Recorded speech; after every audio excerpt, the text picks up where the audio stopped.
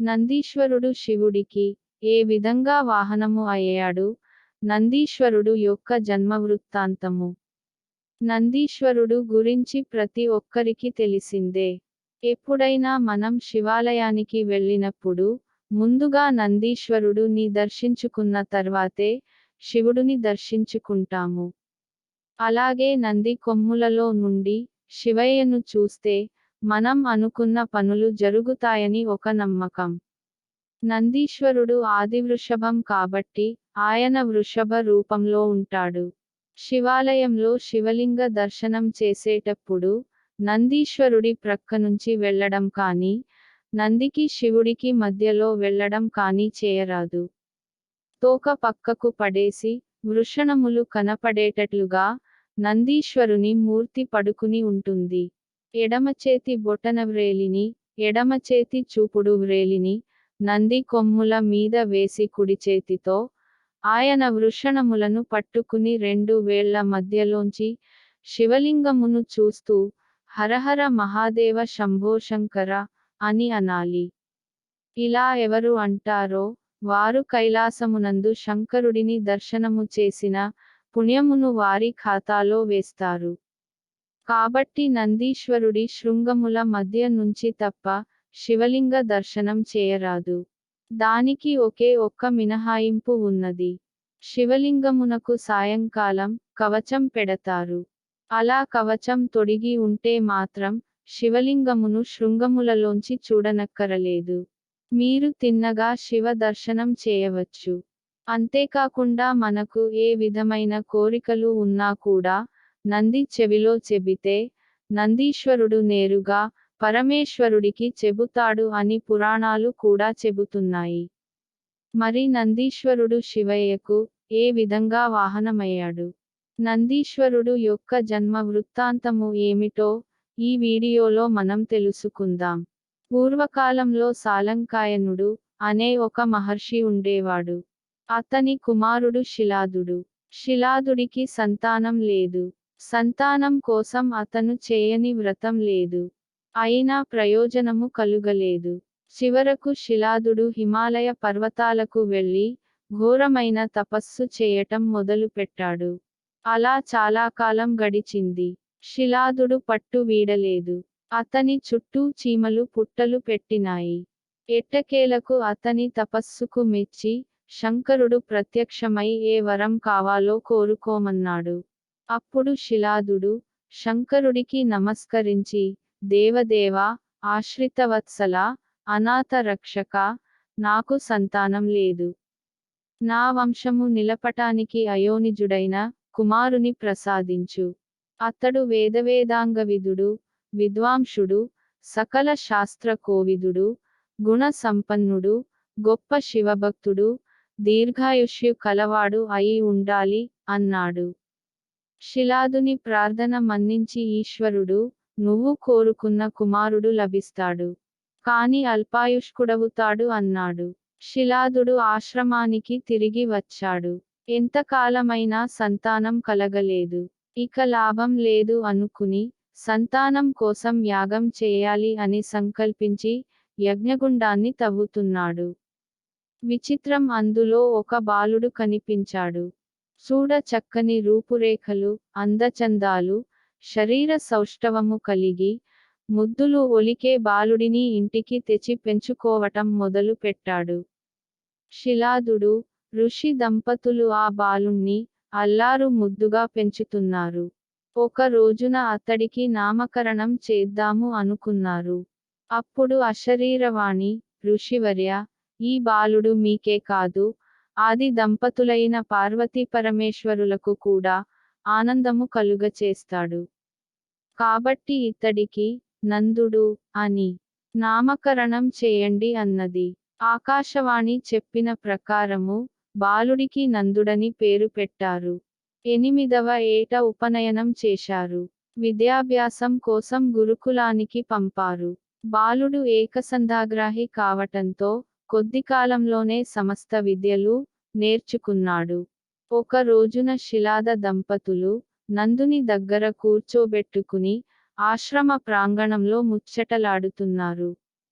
ఆ సమయంలో సూర్యదేవుడు, వరుణుడు శిలాదుని ఆశ్రమానికి వచ్చారు. స్వాగత సత్కారాలు, కుశల ప్రశ్నలు అయిన తరువాత, నందుని జాతకం చెప్పమని వారిని అడిగాడు. బాలుడు మంచి విద్వాంసుడు, గొప్ప భక్తుడు, గుణ సంపన్నుడు. కాని ఆయుష్షు మాత్రం లేదు అన్నారు. ఆ మాట విన్న శిలాద దంపతులు, చింతించటం ప్రారంభించారు. కుమారుడు వారి వద్దకు వెళ్ళి, తండ్రి, మీ విచారానికి కారణము ఏమిటి? అన్నాడు. అప్పుడు నందుడు, తల్లిదండ్రులతో అష్టైశ్వర్యములు, నవనిధులు, సమస్త విద్యలు ఉన్నప్పటికీ శివుని అనుగ్రహం దొరకదు. కాని శివుని అనుగ్రహం ఉంటే అవన్నీ వస్తాయి. కాబట్టి నన్ను ఆశీర్వదించి పంపండి. శివుని అనుగ్రహము సంపాదిస్తాను అన్నాడు. తల్లిదండ్రులు ఆశీర్వాదం తీసుకుని, తపోవనానికి వెళ్ళాడు నందుడు. కేదారము వెళ్ళి అక్కడ తపస్సు ప్రారంభించాడు. నందుడి తపస్సుకు మెచ్చి శివుడు ప్రత్యక్షమై, నీకు ఏ వరం కావాలో కోరుకోమన్నాడు. దానికి నందుడు, ప్రభూ, నీ దర్శన భాగ్యం కలిగిన తరువాత, ఇంకా కావలసినది ఏముంది? ఎల్లవేళల యందు నీ దగ్గరే ఉండేటట్లు, నీకు సేవలు చేసేటట్లుగా నన్ను అనుగ్రహించు అన్నాడు. అతడి కోరిక మన్నించాడు శివుడు. దీర్ఘాయుష్మంతుడవై మాతో పాటు ఉండు అన్నాడు. తరువాత నందుడు శివునితో కలిసి, కైలాసానికి వెళ్ళి పార్వతీ పరమేశ్వరులకు సేవలు చేస్తున్నాడు. అతడి ప్రవర్తన శివుడికి బాగా నచ్చింది. ఒక శుభ ముహూర్తంలో శివుడు త్రిలోకవాసులను పిలిచి, అందరి సమక్షంలో నందీశ్వరుడికి గణాధిపత్యమునిచ్చాడు. అప్పుడు మరుత్తులు, సుకీర్తి అనే తమ కుమార్తెతో, నందీశ్వరుడికి వివాహం చేశారు. ఆ సంతోష సమయంలో శివుడు, నందీశ్వరుడితో, నీవు నా భక్తుడవు, కార్యావసరములయందు మంత్రివి, సందర్భం వచ్చినప్పుడు భృత్యుడివి. నా వాహనానివి, ముల్లోకాలను జయించగల బలపరాక్రమాలు కలిగి ఉంటావు. నీ తల్లిదండ్రులు, తాత ముత్తాతలు 5 తరాలవారు, నా రుద్రగణాలో చేరగలరు అని దీవించాడు. ఈ రకంగా శిలాదుడికి అయోనిజుడైన కుమారుడు శివుని వాహనమైన నందీశ్వరుడైనాడు. శివుడికి నందీశ్వరుడు అంటే ఎంతో ప్రీతి కనుక మన కోరికలు ఏవైనా నందీశ్వరుడు చెవిలో చెబితే ఆ కోరికలు నెరవేరుతాయి అని పండితులు చెబుతున్నారు. అయితే ఎవరైనా శివాలయానికి వెళ్ళినప్పుడు, దీపారాధన చేసేటప్పుడు నందీశ్వరుడు దగ్గరగా దీపారాధన చేయకూడదు. కొంచెం దూరంగా దీపారాధన చేయాలి.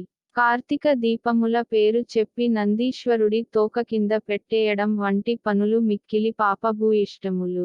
మనం పుణ్యం పేరుతో హద్దులేని పాపములు చేస్తుంటాము. అలా చేయకూడదు. నందీశ్వరుడి శృంగములలోంచి శివలింగ దర్శనం చేసిన తర్వాత, ఆగి నందీశ్వరునికి నమస్కరించి, నందీశ్వర నమస్తుభ్యం సాంబానందప్రదాయక, మహాదేవస్య సేవార్థం అనుజ్ఞాం దాతుమర్హసి అని అడగాలి. ఆంధ్రదేశంలో నందిమండలం అనే ప్రాంతంలో, నందీశ్వరుడు, నవనందులుగా తపస్సు చేశాడు. అవే ప్రథమనంది, నాగనంది, శివనంది, కృష్ణ, విష్ణు నంది, మహానంది, గరుడనంది, గణేశనంది, సోమనంది, భానునంది అనునవి. నంది తపస్సు చేసిన ప్రతి చోట ఒక శివలింగం ఉంటుంది. ఆయనకి నంది విద్య అని పేరు. అయ్యగారి అనుగ్రహమును ఎంత పొందాడో, అమ్మవారి అనుగ్రహమును కూడా అంతే పొందాడు. అమ్మవారు తన విద్యా రహస్యమునంతటిని నందికి చెప్పింది. అమ్మవారి శ్రీవిద్య, నందీశ్వరుడి ద్వారా వచ్చింది. అందుకే లలితా సహస్రనామంలో, నందివిద్యానటేశ్వరి అని ఒక మాట ఉంది. పూర్వం శివాలయములలో 2 నందులు పెట్టేవారు. ఒకటి స్థిరనంది, రెండవది చరనంది. పూర్వం అంత తొందరగా వెళ్ళడానికి, వైద్యులు దొరికేవారు కారు. శివుడే మొదటి వైద్యుడు. ఆ చుట్టుపక్కల ఎవరికైనా ప్రసవం అవక, బిడ్డ అడ్డం తిరిగితే వాళ్ళని తీసుకువెళ్ళడం కుదరకపోతే, తల్లి, బిడ్డ బతకాలంటే వైద్యుడి దృష్టి పడాలి. అంతరాలయంలోంచి అది కుదరదు కనుక, చరనందికి శివుడికి అభేదం కనుక, గబగబా ఆవిడను ముఖమండపం వద్దకు తీసుకువచ్చి, తలుపులు తీయించి ఆవిడ బాధపడుతున్న వైపుకి శరనందిని తిప్పేవారు. శరనందిని ప్రసవమునకు బాధపడుతున్న ఆవిడ వైపు తిప్పగానే ఆవిడ చాలా సులువుగా ప్రసవం అయ్యేది. అందుకే పూర్వం శివాలయములలో చరనంది ఉండేది. నందీశ్వరుడు అంతటి మహానుభావుడై ఈ లోకమును రక్షించాడు.